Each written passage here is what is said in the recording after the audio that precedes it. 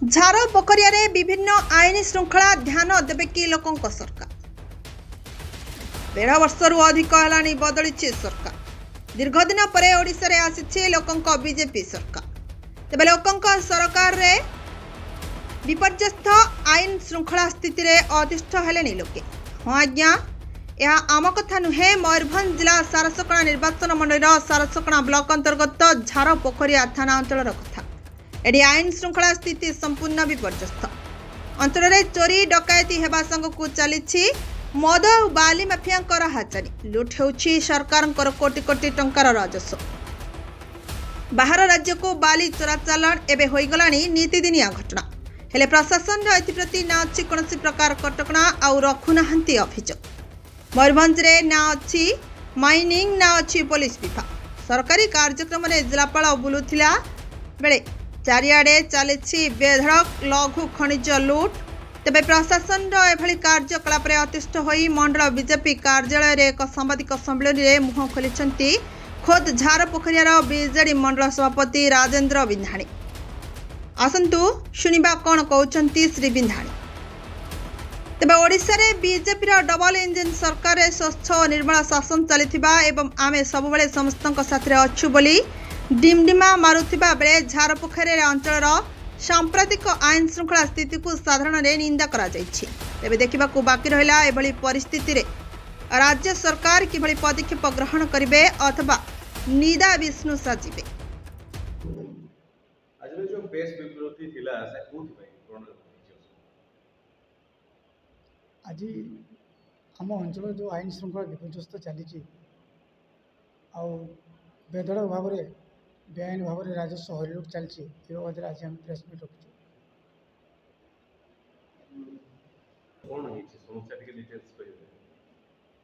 मु भारतीय जनता पार्टी सारस्वत निर्वाचन मंडली झारपोखरिया मंडल सभापति राजेन्द्र नाथ बिंधाणी। मोर कहवा कथा सरकार आम सरकार सर्वदा सुशासन एवं निर्मल सरकार सर्वदा चेष्टा कर चलती किमती सुशासन ये व्यवस्था ही चलो किंतु किसी स्थानीय जो प्रशासनिक अधिकारी मान अच्छा से विगत दिन ढांचा को छाड़ी पारि ना एवं से किसी असाधु व्यक्ति सहित मिसी विभिन्न प्रकार अनीति अन्याय अत्याचार कार्य से लिप्त रोचती एवं एठाकर कार्य जो चली आपंकर चोरी तस्करी आपंकर ट्रैफिक व्यवस्था कौन सी प्रकार व्यवस्था ये ठीक ना एवं जामशाला जो सीमांत अंचल रही से सबुदिन प्राय किसी दिन है देखुची बेधड़क भाव में राजस्व हरिलुट चली भाया विभिन्न प्रकार समस्या रही बाबद आम सरकार को अवगति करुँच आज आपण सहयोग आम नहीं आगामी दिन में आम लिखित आकार में आम माननीय मुख्यमंत्री राज्यपाल राज्यसभा सांसद लोकसभा सांसद विधायक महोदय को आम जनइबू आम सरकार आम प्रति आम जानी आम सरकार सब लोकंर सेवार लगी विभिन्न प्रकार उन्नतिमूलक कार्य हाथ को नौ किंतु किसी असाधु व्यक्ति प्रलोभन में स्थानीय अधिकारी माने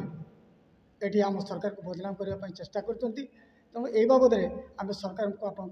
जरिया जनाऊँ।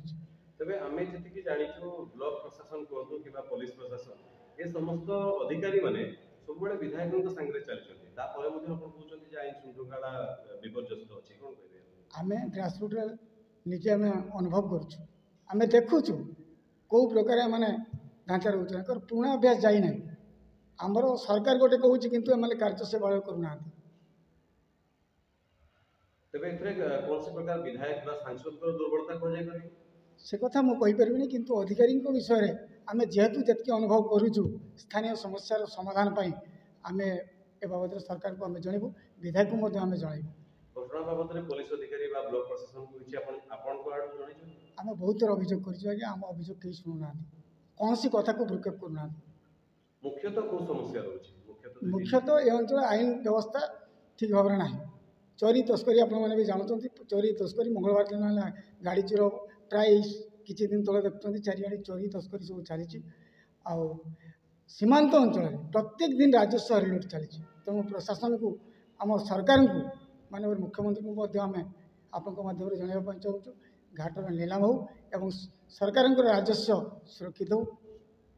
एथरे माइनिंग विभागर कार्यदक्षता उपरे आपण कोन कौन काहिनी व्यवस्था कौन व्यवस्था ना कौन कार्यानुष्ठान नौना तबे जदि यार सुधार न होए ताले कोन आम संगठन आगामी दिन में सरकार को पाखे जाइए पहुँचू। Mayurbhanj सरसकणु Mohit Kumar Mandal report Narad news Odia.